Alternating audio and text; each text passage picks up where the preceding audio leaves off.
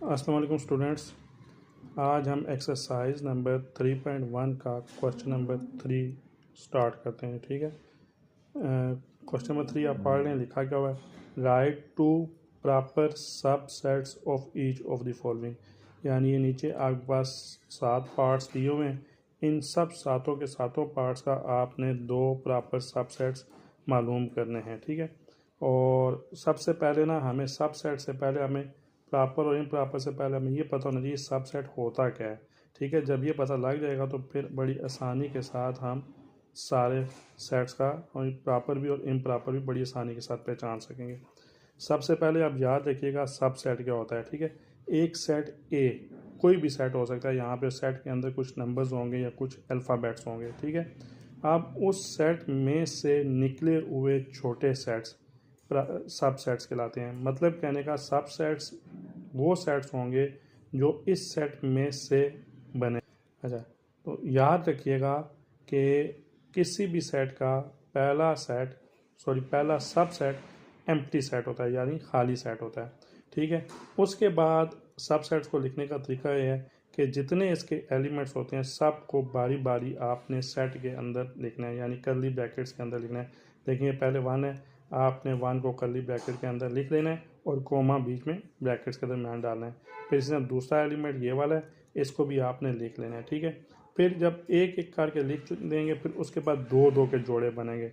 जैसे पहले ये एक एक था, अब यहाँ पे 2-2 का आपने कंबाइन करके ब्रैकेट के अंदर लिखना है, यानी अब ये दोनों मिलके एक ही ब्रैकेट के अंदर आपने लिख देने हैं। तो इस सेट के यही 4 सब सेट्स बनेंगे। ठीक है, और ये आपको सब सेट बनाने से पहले भी पता लग जाता है कि इस सेट के कितने सब सेट्स बन सकते हैं। आगे कोई क्वेश्चन आएगा उसमें ये बताना भी पड़ेगा। वो कैसे पता लगेगा? वो ऐसे पता लगेगा कि ये जो मेन सेट है इसके अंदर आपने देखना है एलिमेंट्स कितने हैं। फिलहाल यहाँ पे 2 हैं। ठीक है, तो आप जितने एलिमेंट्स होंगे ना 2 की पावर उतनी तादाद लिख लेनी है। 2 की पावर ये हमेशा नीचे 2 आएगा और ये 2 जो है ये तादाद है। यहाँ पे जितनी तादाद है ना वो उतनी तादाद इधर पावर में लिख लेनी है और इसको सॉल्व कर लें। 2 की पावर 2 कितना हो गया? 4। ठीक है, तो आपको पता लग जाना चाहिए सॉल्व हल करने से पहले ही कि इस सेट के 4 सब सेट्स बनते हैं। यहाँ पे देख ले बने भी 1 2 3 4। ठीक है, अब यहाँ पे बात आ जाती है, ये तो हो गया सब सेट। अब इसमें से कुछ प्रॉपर हैं और एक इम्प्रॉपर है। ठीक है, आपने ये बताना है कि प्रॉपर कौन सा है और इम्प्रॉपर कौन सा है। जब ये वाला सेट देखें 1 2 और ये वाला देखें बिल्कुल सेम है, यानी बिल्कुल इक्वल हो गए, ये वाला और ये वाला सब सेट इक्वल हो गए, इसको हम कहेंगे ये इम्प्रॉपर है। ठीक है, ये क्या है?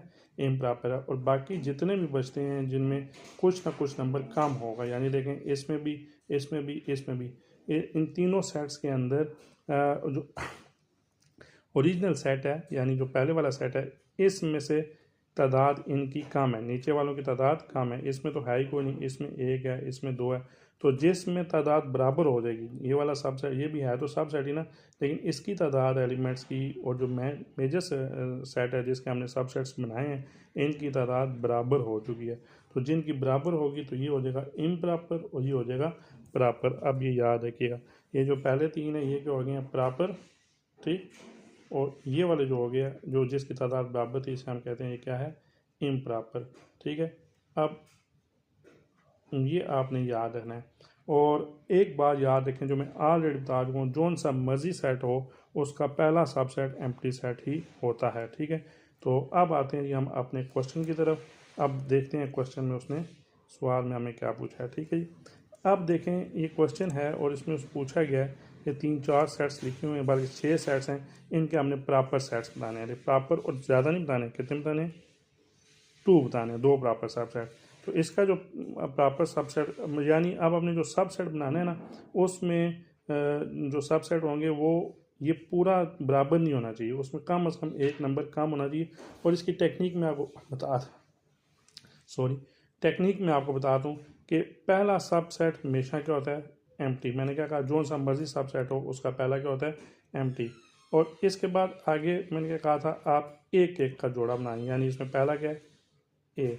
ठीक है, इसमें और भी बन सकते हैं, बी भी बन सकता है, सी भी बन सकता है और ए बी सी 2-2 के जोड़े भी बना सकते हैं, लेकिन हमें पूरे बनाने नहीं है, हमें सिर्फ कितने बनाने हैं? सिर्फ उसने कहा 2 बनाए। ये पहला और दूसरा दोनों प्रॉपर सबसेट्स बन चुके हैं, दोनों के नंबर देखें इससे कम है।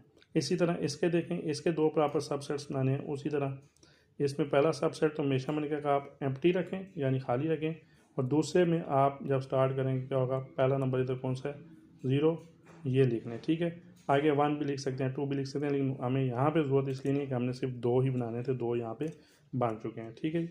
इसके बाद आता है क्वेश्चन नंबर 3। अब ये नेचुरल सेट है, थोड़ा सा इसको थोड़ा सा हम देख लेते हैं। नेचुरल सेट आपको पहले इसका पता होना चाहिए सेट होता कौन सा है। सेट होता है 1 2 3, ये मैंने पिछले लेक्चर में बताया हुआ है। नेचुरल सेट को कौन सा किससे ज़ाहिर किया जाता है, इसके अंदर क्या एलिमेंट्स होंगे, ऐसे एलिमेंट्स होंगे। ठीक है, सबसे पहले आप इसका नंबर लिख लें, 1 2 3 4 और सो ऑन, ये सेट हैं। आप इस सेट के सब सेट्स बनाने हैं, दो प्रॉपर सब सेट। उसी तरह पहला सेट क्या होगा, खाली सब सेट। दूसरा क्या हो जाएगा, दूसरे में आप ये सिर्फ पहले वाला नंबर लिख लें, बाकी लिखने की जरूरत नहीं है, 2 बन चुके हैं। अच्छा जी, इसके बाद नंबर 4 क्वेश्चन है जी। उसमें आपको मैंने जेड को मैंने लास्ट लेक्चर में बताया था, जेड वाला इंटीजर्स का सेट होता है और उसको कैसे ज़ाहिर किया जाता है। 0 से स्टार्ट करते हैं, +-1 +-2 +-3 एंड सो ऑन। ठीक है, और ये चल रहा होता है इंटीजर्स का सेट। इसमें हमने अब दोबारा लिखने के बाद 2 प्रॉपर सबसेट्स बनाने हैं। तो मैंने क्या कहा, पहला क्या होगा, पहला तो आप हमेशा एम्प्टी रखें। ठीक है, और यहाँ पे कौन सा नंबर लिख लें, ये वाला लिख लें, बस ये 2 बन गए। और भी बहुत सारे बन सकते हैं, लेकिन हमने सिर्फ 2 ही बनाने हैं। अच्छा, इसके बाद 2 क्वेश्चन और हैं जी, उनको देखते हैं वो कौन कौन से हैं। 2 हैं या 3 हैं, 3 हैं। क्यू वाला सेट जो है ना, वो मैंने आपको बताया था, ये सेट होता है। अब इस क्यू वाले सेट को दोबारा यहाँ पे देखते हैं होता कौन सा है पहले, ताकि आपको थोड़ा याद आ जाए। देखिए क्यू वाला सेट ये है। ठीक, क्यू का सेट ऐसा सेट होता है जिसमें पी ओवर क्यू की फॉर्म में नंबर लिखे जा सकते हैं। किस फॉर्म में लिखे जा सकते हैं, पी ओवर क्यू की फॉर्म में। तो अब मसला ये है, पी ओवर क्यू की फॉर्म में यहाँ बाकी सेट्स के तो नंबर दिए गए थे, लेकिन इसमें नंबर नहीं है। ठीक है, तो इसको रैशनल नंबर का सेट कहते हैं। हम इसको ज़्यादा डिटेल में नहीं लिखेंगे, सिंपल में यहाँ पे नाम लिख रहा हूँ, रैशनल सेट है। अब रैशनल नंबर का सेट ये होता है, इस सेट के अंदर तमाम पिछले सेट्स मौजूद होते हैं। यानी रैशनल नंबर का सेट है, इसमें तमाम नंबर्स मौजूद होंगे जो इर्रेशनल को छोड़ के। ठीक है, कौन से नंबर्स को छोड़ के, इर्रेशनल को छोड़ के बाकी तमाम नंबर्स के सेट होंगे। तो हमने इसका डिटेल नहीं बतानी, हमने सिर्फ इसके 2 प्रॉपर सब सेट्स ही ढूंढने हैं। तो तरीकाकार वही है, पहला सेट क्या होगा, एम्प्टी। दूसरा सेट क्या होगा, क्योंकि मैंने क्या कहा, रैशनल नंबर में तमाम नंबर मौजूद होते हैं, तो इसका मतलब है इसमें 0 भी होगा, इसमें 1 भी होगा, इसमें तमाम नंबर मौजूद होंगे। कोई एक नंबर अपनी मर्जी से उनमें से यहाँ पे दरमियान में लिखना है, तो मैं ये 1 ही लिख रहा हूँ। ठीक है, तो ये इसके 2 प्रॉपर सब सेट्स होंगे। आर के लिए मैंने बोला था कौन सा सेट होता है, रियल नंबर्स। और इस रियल नंबर के सेट में भी तमाम नंबर्स के सेट्स मौजूद होते हैं, सॉरी तमाम नंबर सेट्स के नंबर्स मौजूद होते हैं। और मतलब क्या, इसमें रैशनल भी मौजूद होंगे और इरेशनल भी मौजूद होंगे। तो इसका मतलब है ये तो कोई बहुत बड़ा सा सेट बन गया ना। तो इसमें से अपनी मर्जी का जो सा मर्जी लिख लें, वही जो ऊपर लिखा है एम्प्टी सेट।